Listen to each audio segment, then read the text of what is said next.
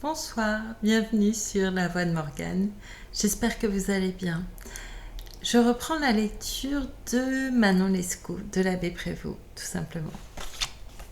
Je vous dis à tout à l'heure. L'heure du souper étant venue, Monsieur de G.M. ne se fit pas attendre longtemps. Lescaut était avec sa sœur dans la salle. Le premier compliment du vieillard fut d'offrir à sa belle un collier, des bracelets et des pendants de perles qui valaient au moins 1000 écus. Il lui compta ensuite en beaux louis d'or la somme de 2400 livres qui faisait la moitié de la pension. Il assaisonna son présent de quantité de douceur dans le goût de la vieille cour. Manon ne put lui refuser quelques baisers. C'était autant de droits qu'elle acquérait sur l'argent qu'il lui mettait entre les mains. J'étais à la porte, où je prêtais l'oreille en attendant que Lescaut m'avertît d'entrer. Il vint me prendre par la main lorsque Manon eut serré l'argent et les bijoux, et me conduisant vers M. de G.M., il m'ordonna de lui faire la révérence. J'en fis 2 ou 3 des plus profondes.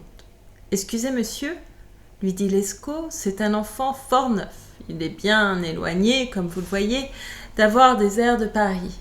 Mais nous espérons qu'un peu d'usage le façonnera. Vous aurez l'honneur de voir ici souvent monsieur, ajouta-t-il en se tournant vers moi. Faites bien votre profit d'un si bon modèle. Le vieil amant parut prendre plaisir à me voir. Il me donna 2 ou 3 petits coups sur la joue en me disant que j'étais un joli garçon, mais qu'il fallait être sur mes gardes à Paris, où les jeunes gens se laissent aller facilement à la débauche. Lescaut l'assura que j'étais naturellement si sage que je ne parlais que de me faire prêtre, et que tout mon plaisir était à faire des petites chapelles. « Je lui trouve de l'air de Manon, » reprit le vieillard en me haussant le menton avec la main. Je répondis d'un air niais. « Monsieur sait que nos 2 chairs se touchent de bien proche.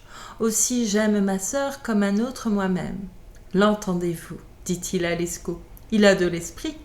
C'est dommage que cet enfant-là n'ait pas un peu plus de monde. »« Oh, monsieur, repris-je, j'en ai vu beaucoup chez nous dans les églises, et je crois bien que j'en trouverai à Paris de plus sots que moi. Voyez, ajouta-t-il, cela est admirable pour un enfant de province. » Toute notre conversation fut à peu près du même goût pendant le souper. Manon, qui était badine, fut plusieurs fois sur le point de gâter tout par ses éclats de rire. Je trouvai l'occasion en soupant de lui raconter sa propre histoire et le mauvais sort qui le menaçait. Lescaut et Manon tremblaient pendant mon récit, surtout lorsque je faisais son portrait au naturel. Mais l'amour-propre l'empêcha de s'y reconnaître, et je l'achevai si adroitement qu'il fut le premier à le trouver fort risible. Vous verrez que ce n'est pas sans raison que je me suis étendue sur cette ridicule scène. Enfin, l'heure du sommeil étant arrivée, il parla d'amour et d'impatience. Nous nous retirâmes, Lescaut et moi. On le conduisit à sa chambre et Manon étant sortie sous prétexte d'un besoin, nous vint rejoindre à la porte. Le carrosse, qui nous attendait 3 ou 4 maisons plus bas, s'avança pour nous recevoir. Nous nous éloignâmes en un instant du quartier. Quoiqu'à mes propres yeux cette action fût une véritable friponnerie, ce n'était pas la plus injuste que je crusse avoir à me reprocher. J'avais plus de scrupules sur l'argent que j'avais acquis au jeu. Cependant, nous profitâmes aussi peu de l'un que de l'autre, et le ciel permit que la plus légère des injustices fût la plus rigoureusement punie. Monsieur de G.M.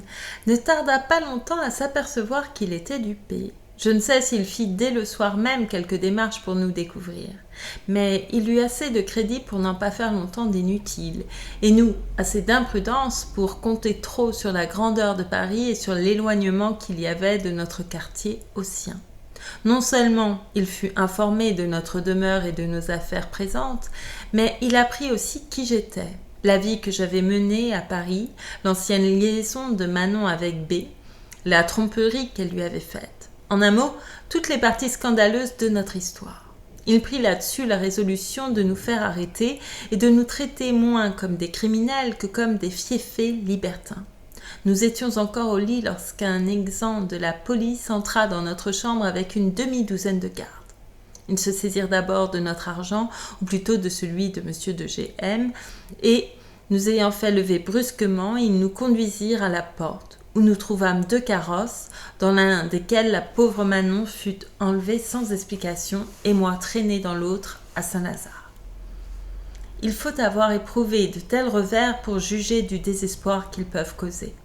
Nos gardes eurent la dureté de ne pas me permettre d'embrasser Manon, ni de lui dire une parole. J'ignorais longtemps ce qu'elle était devenue.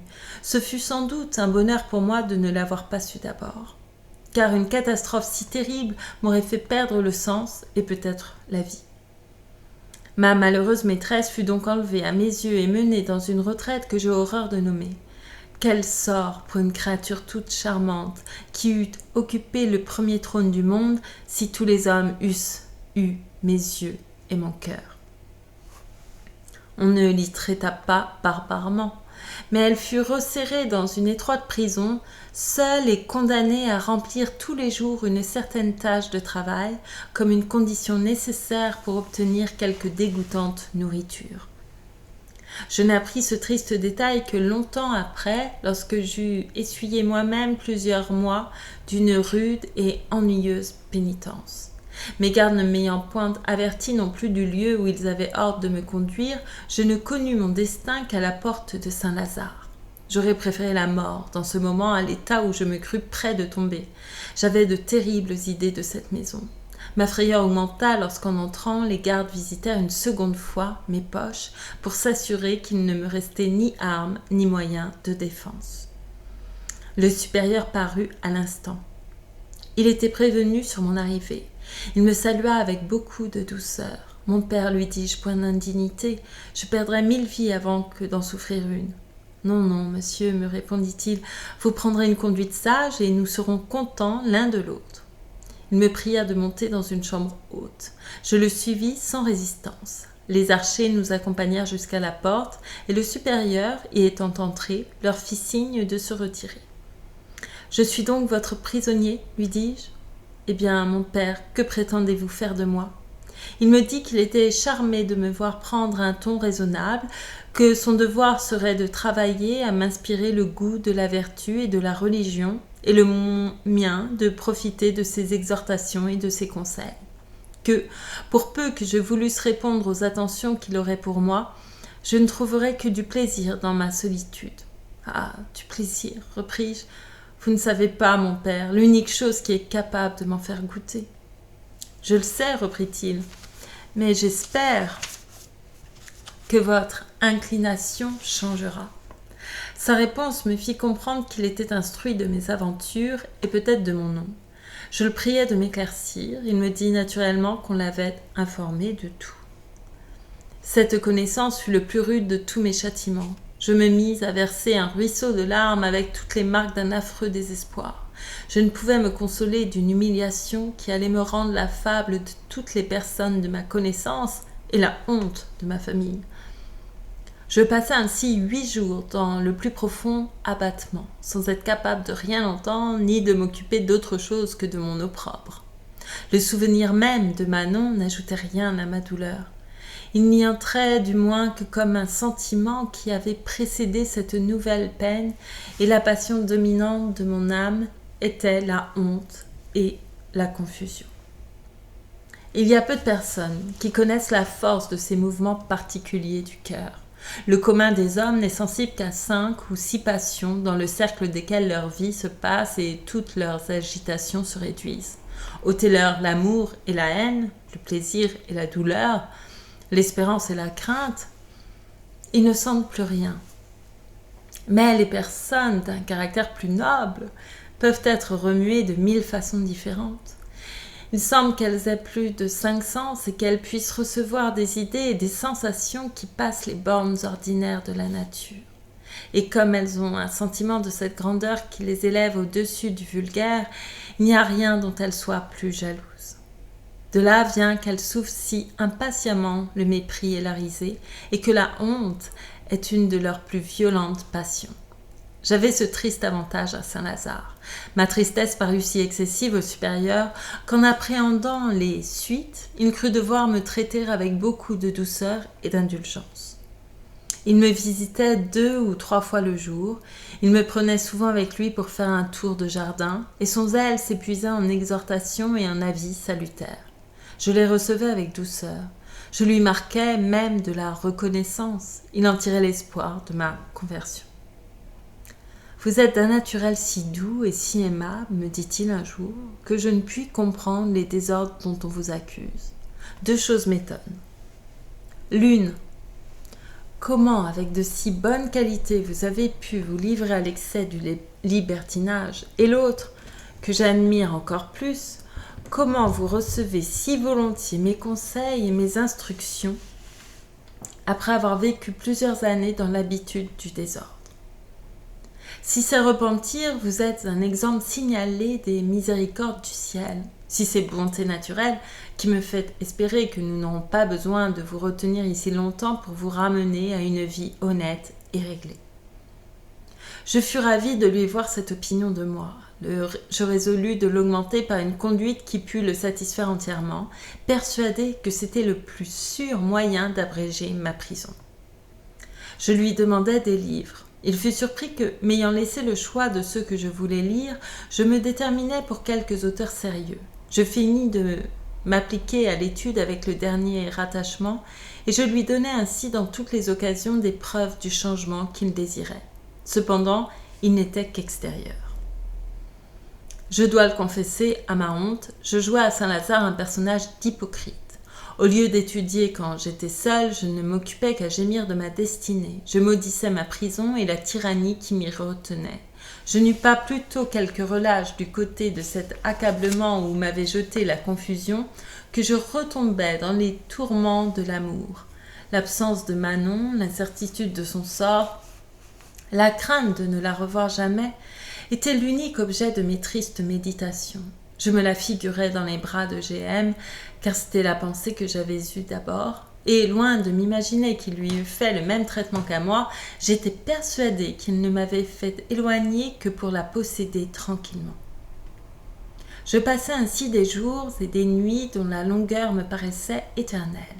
Je n'avais d'espérance que dans le succès de mon hypocrisie. J'observais soigneusement le visage et les discours du supérieur pour m'assurer de ce qu'il pensait de moi, et je me faisais une étude de lui plaire comme à l'arbitre de ma destinée.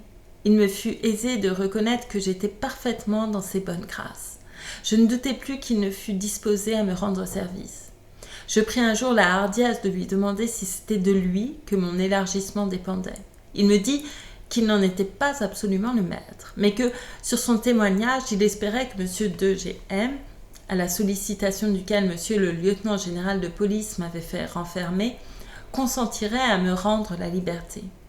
Puis-je me flatter, repris-je doucement, que 2 mois de prison que j'ai déjà essuyés lui paraîtront une expiation suffisante ? Il me promit de lui en parler si je le souhaitais. Je le priai instamment de me rendre ce bon office. Il m'apprit, 2 jours après, que M. de G.M. avait été si touché du bien qu'il avait entendu dire de moi que non seulement il paraissait être dans le dessein de me laisser voir le jour, mais qu'il avait même marqué beaucoup d'envie de me connaître plus particulièrement et qu'il se proposait de me rendre une visite dans ma prison. Quoique sa présence ne pût m'être agréable, je la regardais comme un acheminement prochain à ma liberté. Il vint effectivement à Saint-Lazare, je lui trouvai l'air plus grave et moins sot qu'il ne l'avait eu dans la maison de Manon.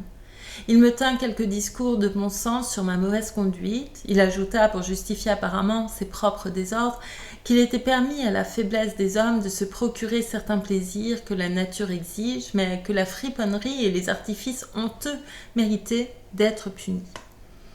Je l'écoutais avec un air de soumission dont il parut satisfait. Je ne m'offensais pas même de lui entendre lâcher quelques railleries sur ma fraternité avec Lescaut et Manon, et sur les petites chapelles dont il supposait, me dit-il, que j'avais dû faire un grand nombre à Saint-Lazare, puisque je trouvais tant de plaisir à cette pieuse occupation. Mais il lui échappa, malheureusement pour lui et pour moi-même, de me dire que Manon en aurait fait aussi, sans doute, de fort jolis à l'hôpital. Malgré le frémissement que le nom de l'hôpital me causa, j'eus encore le pouvoir de le prier avec douceur de s'expliquer. « Oui, reprit-il, il y a 2 mois qu'elle apprend la sagesse à l'hôpital général, et je souhaite qu'elle en ait tiré autant de profit que vous à Saint-Lazare. » Quand j'aurais eu une prison éternelle ou la mort même présente à mes yeux, je n'aurais pas été le maître de mon transport à cette affreuse nouvelle. Je me jetai sur lui avec une si affreuse rage que j'en perdis la moitié de mes forces. J'en eus assez néanmoins pour le renverser par terre et pour le prendre à la gorge. Je l'étranglais lorsque le bruit de sa chute et quelques cris aigus que je lui laissais à peine la liberté de pousser attirèrent le supérieur et plusieurs religieux dans ma chambre. On le délivra de mes mains. J'avais presque perdu moi-même la force et la respiration. « Oh Dieu !» m'écriai-je en poussant 1000 soupirs. « Justice du ciel ! Faut-il que je vive un moment après une telle infamie ?» Je voulus me jeter encore sur le barbare qui venait de m'assassiner. On m'arrêta. Mon désespoir, mes cris et mes larmes passaient toute imagination. Je fis des choses si étonnantes que tous les assistants, qui en ignoraient la cause, se regardaient les uns les autres avec autant de frayeur que de surprise. Monsieur de GM rajustait pendant ce temps-là sa perruque et sa cravate, et, dans le dépit d'avoir été si maltraité, il ordonnait au supérieur de me resserrer plus étroitement que jamais et de me punir par tous les châtiments qu'on sait être propres à Saint-Lazare. « Non, monsieur, lui dit le supérieur, ce n'est point avec une personne de la naissance de monsieur le chevalier que nous en usons de cette manière. Il est si doux d'ailleurs et si honnête que j'ai peine à comprendre qu'il se soit porté à cet excès sans de fortes raisons. » Cette réponse acheva de déconcerter monsieur de GM. Il sortit en disant qu'il saurait faire plier et le supérieur et moi, et tous ceux qui oseraient lui résister. Le supérieur, ayant ordonné à ses religieux de le conduire, demeura seul avec moi. Il me conjura de lui apprendre promptement d'où venait ce désordre. « Oh, mon père, lui dis-je en continuant de pleurer comme un enfant, figurez-vous la plus horrible cruauté, imaginez-vous la plus détestable de toutes les barbaries. C'est l'action que l'indigne GM a eu la lâcheté de commettre. Oh, il m'a percé le cœur, je n'en reviendrai jamais. Je veux vous raconter tout, ajoutai-je en sanglotant. Vous êtes bon, vous aurez pitié de moi. Je lui fis un récit abrégé de la longue et insurmontable passion que j'avais pour Manon, de la situation florissante de notre fortune avant que nous eussions été dépouillés par nos propres domestiques, des offres que GM avait faites à ma maîtresse, de la conclusion de leur marché et de la manière dont il avait été rompu. Je lui ai représenté les choses, à la vérité, du côté le plus favorable pour nous. Voilà, continuai-je, de quelle source est venu le zèle de M. de GM pour ma conversion. Il a eu le crédit de me faire renfermer ici par un pur motif de vengeance. Je lui pardonne, mais mon père, ce n'est pas tout. Il a fait enlever cruellement la plus chère moitié de moi-même. Il l'a fait mettre honteusement à l'hôpital. Il a eu l'impudence de me l'annoncer aujourd'hui de sa propre bouche. À l'hôpital, mon père, au ciel, ma charmante maîtresse, ma chère reine, à l'hôpital, comme la plus infâme de toutes les créatures. Où trouverais-je assez de force pour ne pas mourir de douleur et de honte ? Le bon père, me voyant dans cet excès d'affliction, entreprit de me consoler. Il me dit qu'il n'avait jamais compris mon aventure de la manière dont je la racontais, qu'il avait su à la vérité que je vivais dans le désordre, mais qu'il s'était figuré que ce qui avait obligé M. de GM d'y prendre intérêt était quelque liaison d'estime et d'amitié avec ma famille, qu'il ne s'en était expliqué à lui-même que sur ce pied, que ce que je venais de lui apprendre mettrait beaucoup de changements dans mes affaires, et qu'il ne doutait point que le récit fidèle qu'il avait dessein d'en faire à monsieur le lieutenant général de police ne pût contribuer à ma liberté. Il me demanda ensuite pourquoi je n'avais pas encore pensé à donner de mes nouvelles à ma famille, puisqu'elle n'avait point eu de part à ma captivité. Je satisfis à cette objection par quelques raisons prises de la douleur que j'avais appréhendé de causer à mon père et de la honte que j'en aurais ressentie moi-même. Enfin, il me promit d'aller de ce pas chez le lieutenant général de police. Ne fût-ce, ajouta-t-il, que pour prévenir quelque chose de pis de la part de monsieur de GM, qui est sorti de cette maison fort mal satisfait et qui est assez considéré pour se faire redouter. J'attendis le retour du père avec toutes les agitations d'un malheureux qui touche au moment de sa sentence. C'était pour moi un supplice inexplicable de me représenter Manon à l'hôpital. Outre l'infamie de cette demeure, j'ignorais de quelle manière elle y était traitée. Et le souvenir de quelques particularités que j'avais entendues de cette maison d'horreur renouvelait à tout moment mes transports. J'étais tellement résolue de la secourir, à quelque prix et par quelque moyen que ce pût être, que j'aurais mis le feu à Saint-Lazare s'il m'eût été impossible d'en sortir autrement. Je réfléchis donc sur les voies que j'avais à prendre, s'il arrivait que le lieutenant général de police continuât de m'y tenir malgré moi. Je mis mon industrie à toutes les épreuves, je parcourus toutes les possibilités. Je ne vis rien qui pût m'assurer une évasion certaine et je craignis d'être renfermée plus étroitement si je faisais une tentative malheureuse. Je me rappelais le nom de quelques amis de qui je pouvais espérer du secours. Mais quel moyen de leur faire savoir ma situation ? Enfin, je crus avoir formé un plan si adroit qu'il pourrait réussir, et je remis à l'arranger encore mieux après le retour du père supérieur si l'inutilité de sa démarche me le rendait nécessaire. Il ne tarda point à revenir. Je ne vis pas sur son visage les marques de joie qui accompagnent une bonne nouvelle. J'ai parlé, me dit-il, à monsieur le lieutenant général de police, mais je lui ai parlé trop tard. Monsieur de GM l'est allé voir en sortant d'ici et l'a si fort prévenu contre vous qu'il était sur le point de m'envoyer de nouveaux ordres pour vous resserrer davantage. Cependant, lorsque je lui ai appris le fond de vos affaires, il a paru s'adoucir beaucoup.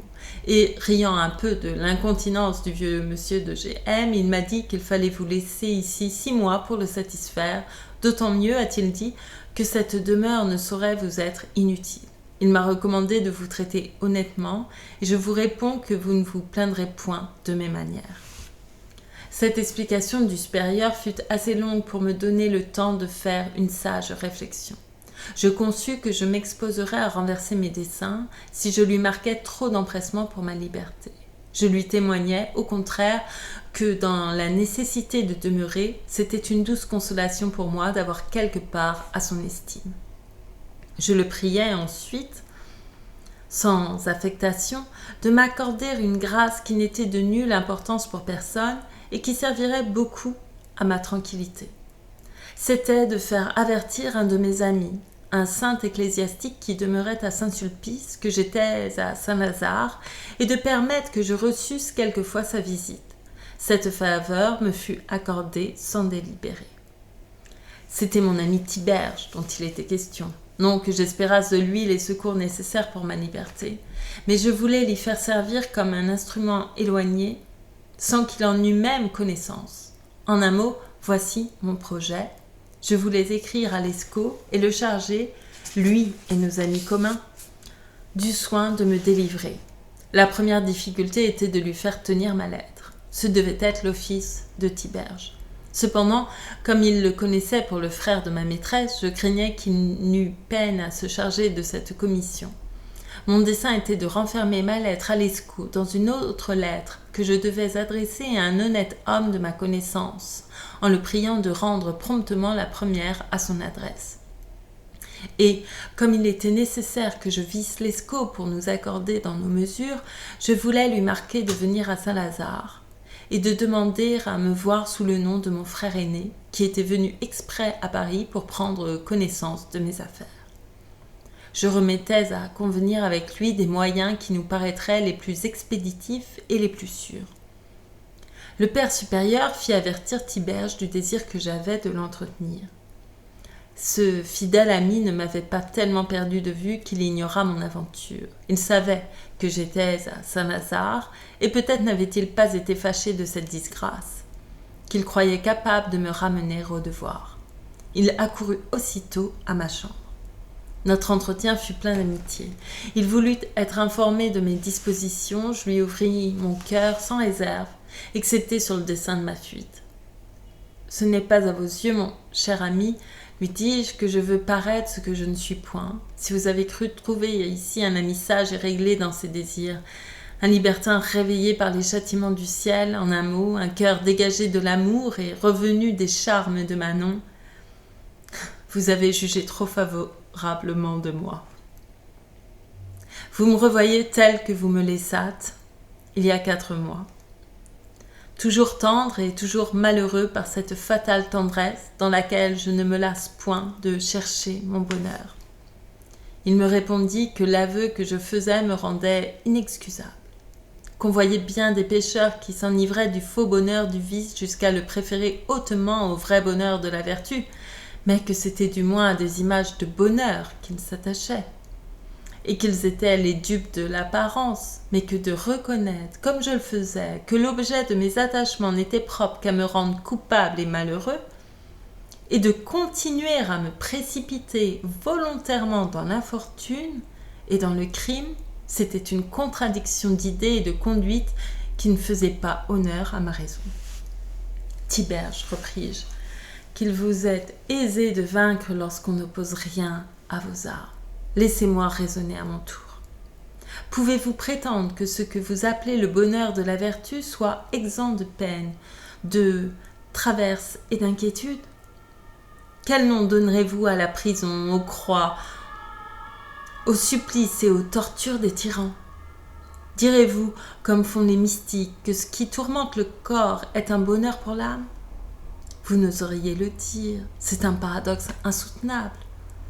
Ce bonheur que vous relevez tant est donc mêlé de 1000 peines ou, pour parler plus juste, ce n'est qu'un tissu de malheurs au travers desquels on tente à la félicité. Or, si la force de l'imagination fait trouver du plaisir dans ces mots mêmes, parce qu'ils peuvent conduire à un terme heureux qu'on espère, pourquoi traitez-vous de contradictoire et d'insensé dans ma conduite une disposition toute semblable ? J'aime Manon. Je tends, au travers de 1000 douleurs, à vivre heureux et tranquille auprès d'elle. La voie par où je marche est malheureuse, mais l'espérance d'arriver à son terme y répand toujours de la douceur et je me croirais trop bien payée par un moment passé avec elle de tous les chagrins que j'essuie pour l'obtenir. Toutes choses me paraissent donc égales de votre côté et du mien, ou s'il y a quelque différence, elle est encore à mon avantage, car le bonheur que j'espère est proche, et l'autre est éloigné. Le mien est de la nature des peines, c'est-à-dire sensible au corps, et l'autre est d'une nature inconnue, qui n'est certaine que par la foi. Tiberge parut effrayé de ce raisonnement. Il recula de 2 pas en me disant, de l'air le plus sérieux, que non seulement ce que je venais de dire blessait le bon sens, mais que c'était un malheureux sophisme d'impiété et d'irréligion. Car cette comparaison, ajouta-t-il, du terme de vos peines avec celui qui est proposé par la religion, est une idée des plus libertines et des plus monstrueuses. J'avoue, repris-je, qu'elle n'est pas juste. Mais prenez-y garde, ce n'est pas sur elle que porte mon raisonnement. J'ai eu dessein d'expliquer ce que vous regardez comme une contradiction dans la persévérance d'un amour malheureux. Et je crois avoir fort bien prouvé que, si c'en est une, vous ne sauriez vous en sauver plus que moi. C'est à cet égard seulement que j'ai traité les choses d'égales, et je soutiens encore qu'elles le sont. Répondrez-vous que le terme de la vertu est infiniment supérieur à celui de l'amour ? Qui refuse d'en convenir ? Mais est-ce de quoi il est question ? Ne s'agit-il pas de la force qu'ils ont l'un et l'autre pour faire supporter les peines ? Jugeons-en par les faits. Combien trouve-t-on de déserteurs de la sévère vertu et combien en trouverez-vous peu de l'amour ? Répondrez-vous encore que s'il y a des peines dans l'exercice du bien, elles ne sont pas infaillibles et nécessaires, qu'on ne trouve plus de tyrans ni de croix et qu'on voit quantité de personnes vertueuses mener une vie douce et tranquille ? Je vous dirais même qu'il y a des amours paisibles et fortunés.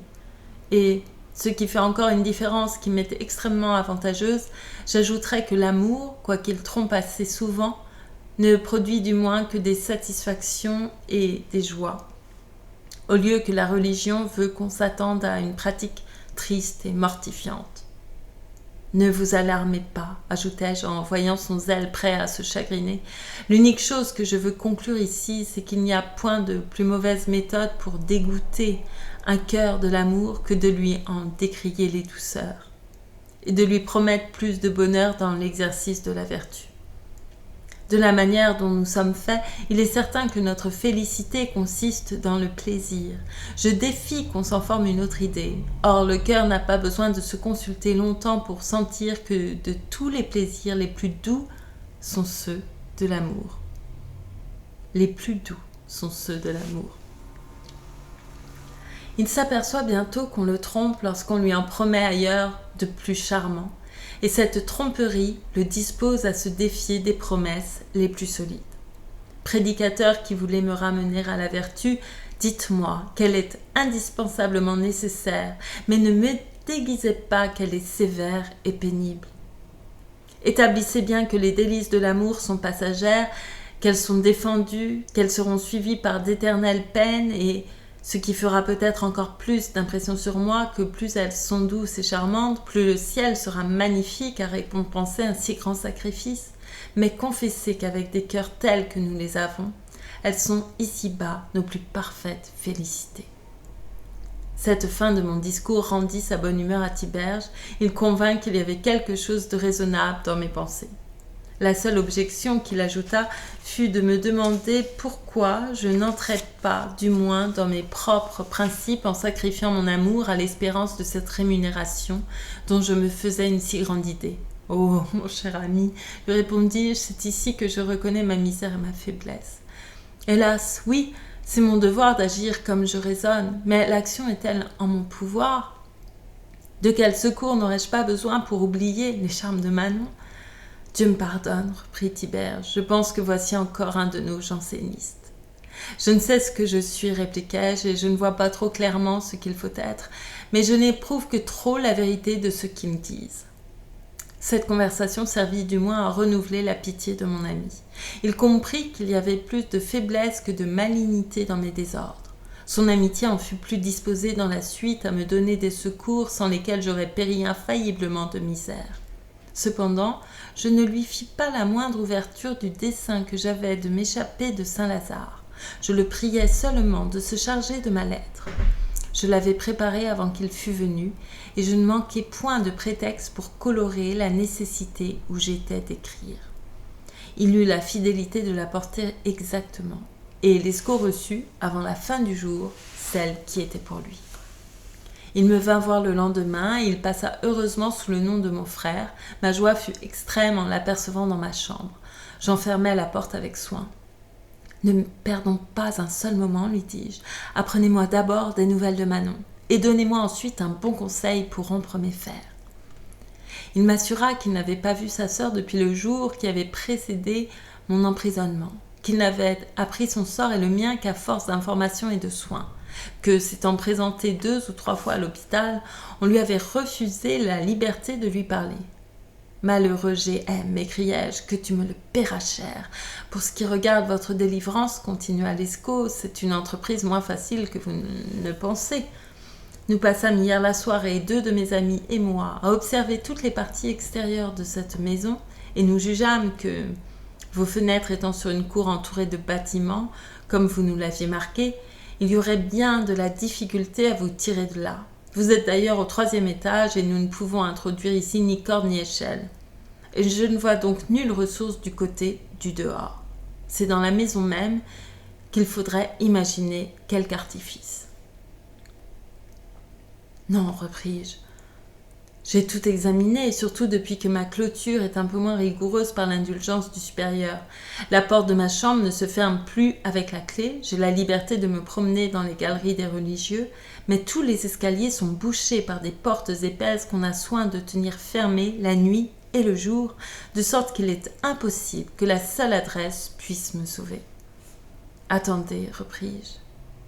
Après avoir un peu réfléchi sur une idée qui me parut excellente, pourriez-vous m'apporter un pistolet? Aisément, me dit Lescaut, mais voulez-vous tuer quelqu'un? Je l'assurai que j'avais si peu dessein de tuer qu'il n'était pas même nécessaire que le pistolet fût chargé. Rapportez-le-moi demain, ajoutai-je, et ne manquez pas de vous trouver le soir à 11h vis-à-vis la porte de cette maison avec 2 ou 3 de nos amis. J'espère que je pourrai vous y rejoindre. Il me pressa en vain de lui en apprendre davantage. Je lui dis qu'une entreprise telle que je la méditais ne pouvait paraître raisonnable qu'après avoir réussi. Je le priai d'abréger sa visite afin qu'il trouvât plus de facilité à me revoir le lendemain. Il fut admis avec aussi peu de peine que la première fois. Son air était grave. Il n'y a personne qui ne l'eût pris pour un homme d'honneur. Lorsque je me trouvais muni de l'instrument de ma liberté, je ne doutais presque plus du succès de mon projet. Il était bizarre et hardi, mais de quoi n'étais-je pas capable avec les motifs qui m'animaient ? J'avais remarqué, depuis qu'il m'était permis de sortir de ma chambre et de me promener dans les galeries, que le portier apportait chaque soir les clés de toutes les portes au supérieur et qu'il régnait ensuite un profond silence dans la maison, qui marquait que tout le monde était retiré. Je pouvais aller sans obstacle par une galerie de communication de ma chambre à celle de ce père. Ma résolution était de lui prendre ses clés en l'épouvantant avec mon pistolet s'il faisait difficulté de me les donner et de m'en servir pour gagner la rue. J'en attendis le temps avec impatience. Le portier vint à l'heure ordinaire, c'est-à-dire un peu après 9 heures. J'en laissai passer encore une pour m'assurer que tous les religieux et les domestiques étaient endormis. Je partis enfin avec mon arme et une chandelle allumée. Je frappai d'abord doucement à la porte du père pour l'éveiller sans bruit. Il m'entendit au second coup, et s'imaginant sans doute que c'était quelque religieux qui se trouvait mal et qui avait besoin de secours, il se leva pour m'ouvrir. Il eut néanmoins la précaution de demander au travers de la porte qui c'était et ce qu'on voulait de lui. Je fus obligée de me nommer, mais j'affectai un ton plaintif pour lui faire comprendre que je ne me trouvais pas bien. « Ah, c'est vous, mon cher fils, me dit-il en ouvrant la porte. Qu'est-ce donc qui vous amène si tard ?»